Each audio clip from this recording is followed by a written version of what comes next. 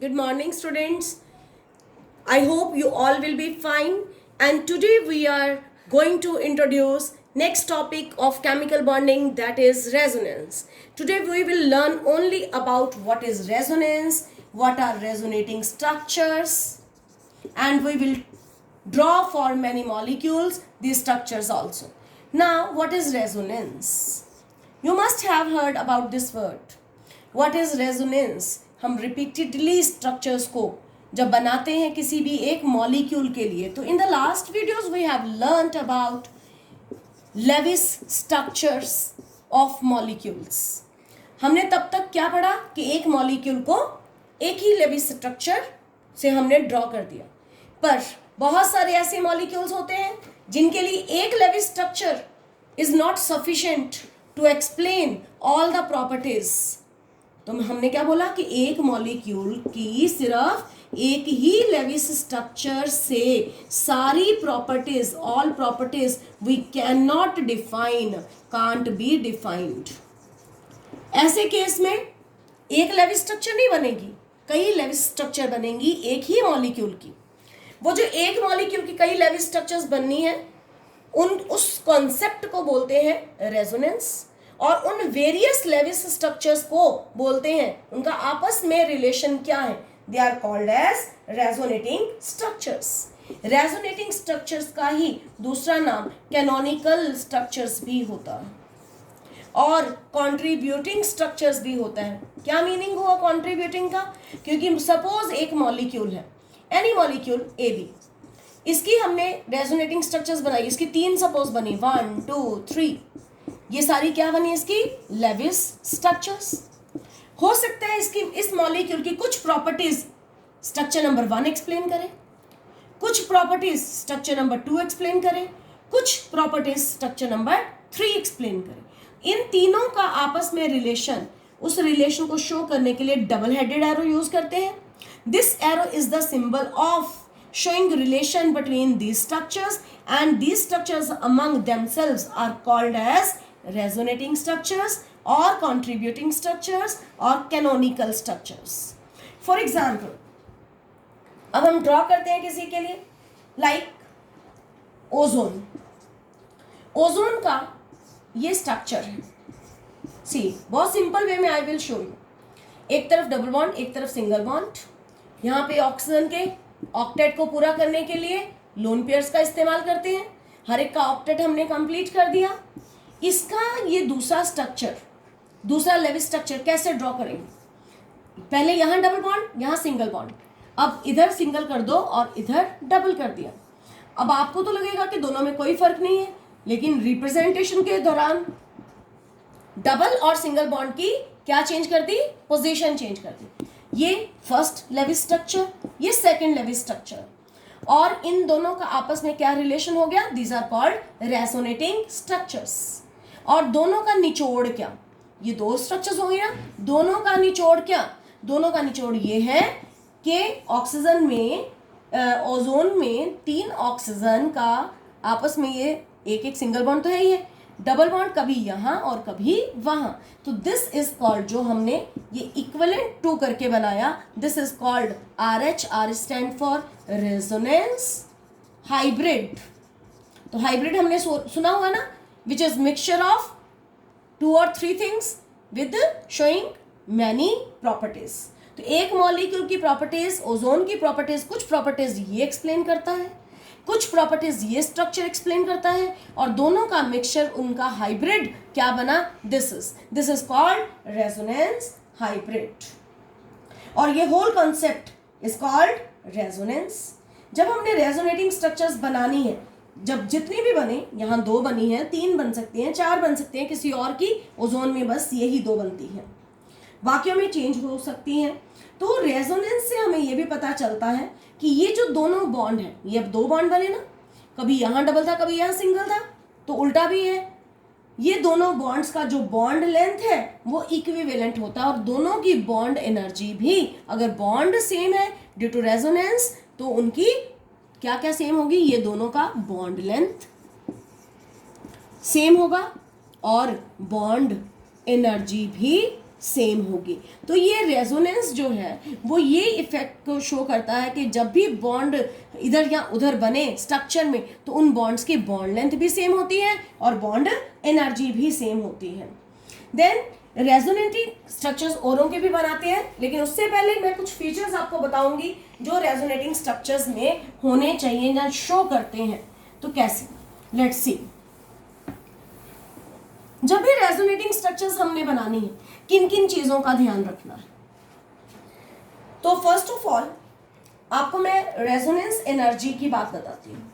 ये resonance energy क्या है? सपोज कीजिए किसी भी मॉलिक्यूल की 3 रेजोनेटिंग स्ट्रक्चर्स हैं और इस साइड पर एनर्जी जा रही, यहां पे हमने क्या लिखा? नंबर ऑफ रेजोनेटिंग स्ट्रक्चर्स 1 2 3 किसी के लिए बनाई और तीनों का निचोड़ क्या बनना था? Resonance hybrid. रेजोनेंस हाइब्रिड एक ऐसा शेप आ जाएगा जिसकी एनर्जी सारी रेजोनेटिंग स्ट्रक्चर से कम होगी और उसकी एनर्जी मिनिमम एनर्जी, और इसीलिए उसकी स्टेबिलिटी क्या होगी? मैक्सिमम। एनर्जी मिनिमम और स्टेबिलिटी मैक्सिमम। ऊपर जाते जाते एनर्जी इंक्रीज कर रही है और तीनों में से सबसे ज्यादा एनर्जी थर्ड वाले की और स्टेबिलिटी इसकी सबसे कम, यानी कि तीनों में से सबसे कम एनर्जी इसकी। तो ये रेजोनेंस एनर्जी क्या है? This is the energy difference between resonance hybrid and the most stable resonating structure. तो ये रेजोनेटिंग स्ट्रक्चर्स में से सबसे स्टेबल नंबर 1 वाली, क्योंकि उसकी एनर्जी सबसे कम है, और रेजोनेंस हाइब्रिड वो होता है जिसकी एनर्जी सारी रेजोनेटिंग स्ट्रक्चर से कम हो और जो दोनों में एनर्जी डिफरेंस होगा that is called resonance energy. तो ये रेजोनेंस एनर्जी के बारे में बताया। जितनी रेजोनेंस एनर्जी ज्यादा होगी रेजोनेंस एनर्जी, और मैं स्टेबिलिटी के कॉन्सेप्ट को एक्सप्लेन करने जा रही हूँ। सिंपल से वर्ड्स में, resonance energy is directly proportional to stability. Means जितनी रेजोनेंस एनर्जी ज्यादा है उतनी स्टेबिलिटी ज्यादा होगी। तो नेक्स्ट इसमें हम इनके रूल्स पढ़ने जा रहे हैं कि रूल्स को जब हमने ड्रॉ करना है तो क्या क्या हमें चीज़ों का ध्यान रखना है। 2-3 चीज़ें का खास करके ध्यान रखना है जब हमने रेजोनेटिंग स्ट्रक्चर्स ड्रॉ करनी है। तो जो रेजोनेटिंग स्ट्रक्चर्स बने उनमें पोजीशन ऑफ इलेक्ट्रॉन्स वो डिफर कर सकते हैं। जैसे हमने डबल बॉन्ड सिंगल बॉन्ड को चेंज किया, पर पोजीशन ऑफ एटम्स क्या कैन नॉट चेंज।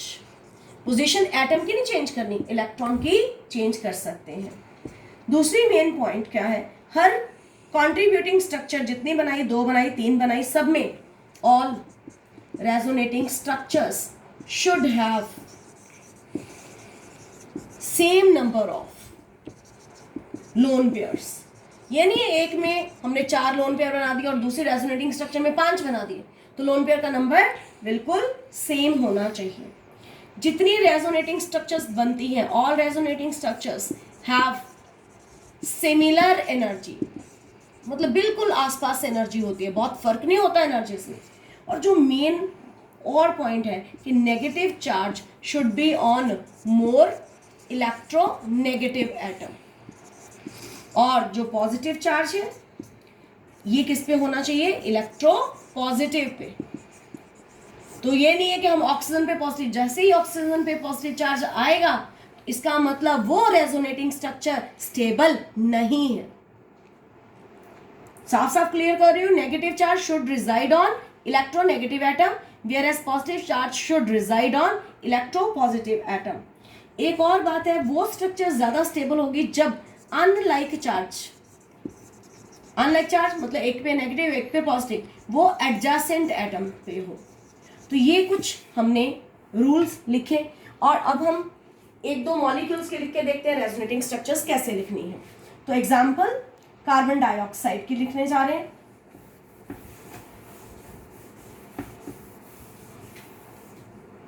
तो कार्बन डाइऑक्साइड की जैसे कि हम स्ट्रक्चर ड्रॉ करें, जनरली हम ऐसे बनाते हैं कार्बन डाइऑक्साइड को, आपने पहले भी सीखा है बहुत बार, इसी चैप्टर में कई बार कार्बन डाइऑक्साइड की हमने बात की। लीनियर स्ट्रक्चर है, 4 बॉन्ड पेयर हैं, 4 लोन पेयर हैं, बना लिए।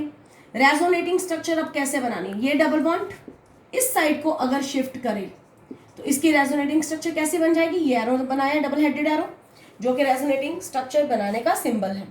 ये अगर बॉन्ड उधर शिफ्ट किया तो यहां पर क्या आ जाएगा, सिंगल बॉन्ड, और उधर क्या हो जाएगा, ट्रिपल बॉन्ड। और इधर ऑक्टेट को पूरा करना है, यहां पर क्या आ जाएंगे, 3 लोन पेयर और इधर सिर्फ 1 लोन पेयर। देखने वाली बात क्या, मैंने बॉन्ड की पोजीशन चेंज की है, ऑक्सीजन की पोजीशन चेंज नहीं की है, ये रूल। अनदर रूल मैंने आपको ये बताया था, लोन पेयर का नंबर सेम होना चाहिए, 1 2 3 4, 1 2 3 4, टोटल 4 ही है लोन पेयर। Bond pair 1 2 3 4, 1 2 3 4। ना तो पोजीशन ऑफ एटम चेंज की, ना number of lone pair change किया, ना number of bond pair change किया। तो चेंज क्या किया, चेंज सिर्फ position of lone pairs change किया गया, position of bond pair change किया गया, और कुछ नहीं हमने चेंज किया। तो ये इस तरह से हमने कार्बन डाइऑक्साइड की लिखी। एक और लिख के देखते हैं कार्बोनेट की, this is the symbol of carbonate ion. ये कार्बन, इसके साथ, अच्छा यहां पे हम क्या इसके एक ही स्ट्रक्चर बना सकते थे, इसकी एक और बना सकते हैं, वो भी हम शो कर ही देते हैं यहाँ पे कार्बन डाइऑक्साइड के लिए। अगर ये बॉन्ड इधर किया तो क्या ये बॉन्ड इधर नहीं जा सकता था, तो सपोज अगर इधर चला जाए तो इधर आ जाएगा ट्रिपल बॉन्ड, और इधर क्या हो जाएगा, सिंगल बॉन्ड। तो ये हमारे पास 1 2 3, ये क्या बन गई, रेजोनेटिंग स्ट्रक्चर। और सबका निचोड़ क्या, इनका रेजोनेंस हाइब्रिड। वो कैसे बनाएंगे हम, ये सी, हमारे पास ऑक्सीजन, दो तरफ हो गए ना ऑक्सीजन, और हमने अब इसका क्या, अगर जब बनाना है तो डबल बॉन्ड को हम शिफ्ट करवा रहे हैं, तो डबल बॉन्ड को डॉटेड लाइन से हम बना सकते हैं। तो this is resonance hybrid of carbon dioxide. इसी तरह से हम कार्बोनेट की बात करते हैं। कार्बोनेट में 3 ऑक्सीजन है, 3 ऑक्सीजन मैक्सिमम दूरी पे रख दी है हमने, और लोन पेयर इधर भी 3, इधर भी 3। कैसे आए, ऑक्टेट रूल को देखते हुए, already I have made you clear about that. और ऊपर 2 नेगेटिव है, ब्रैकेट में रख के 2 नेगेटिव डाल सकते हैं ऐसे। इसका रेजोनेटिंग स्ट्रक्चर क्या, अभी मैंने डबल बॉन्ड ऊपर डाला, आप इसको शिफ्ट करके इस साइड पे डाल दीजिए, इधर सिंगल इधर सिंगल, एक ही जगह रखना है हमने डबल बॉन्ड, और जहां डबल बॉन्ड रखा वहां वाली ऑक्सीजन के पास सिर्फ 2 लोन पेयर होते हैं, और सिंगल वाली के पास हमेशा 3 लोन पेयर। आप खुद देखो लोन पेयर कितने, 1 2 3 4 5 6 7 8, 1 2 3 4 5 6 7 8। तो ये दोनों होगी ना स्ट्रक्चर सेम, इनकी एनर्जी भी सेम, लेकिन फर्क आप देख रहे हो डबल बॉन्ड की पोजीशन का। अगर डबल बॉन्ड इधर आया तो क्या मैं उसको तीसरी जगह पे नहीं रख सकती हूँ, रख सकते हैं, तो इधर रख दिया। और अब फिर से आप ऑक्टेट रूल को फॉलो करते हुए लोन पेयर्स ड्रॉ करोगे और नंबर चेक कर लीजिएगा। तो ये तीनों 1 2 3, ये तीनों किसकी रेजोनेटिंग स्ट्रक्चर हो गई, कार्बोनेट आयन की। और तीनों का निचोड़, तीनों का रेजोनेंस हाइब्रिड क्या हो गया, ये देखिए, ये सिंगल बॉन्ड तो है ही है सबके पास, और लोन पेयर कभी, ये लोन पेयर नहीं, जो डबल बॉन्ड है, कभी यहाँ कभी यहाँ कभी यहाँ। This is the resonance hybrid for carbonate ion. With this, your concept of resonance and how to write resonating structures is over. Thank you. Have a great day.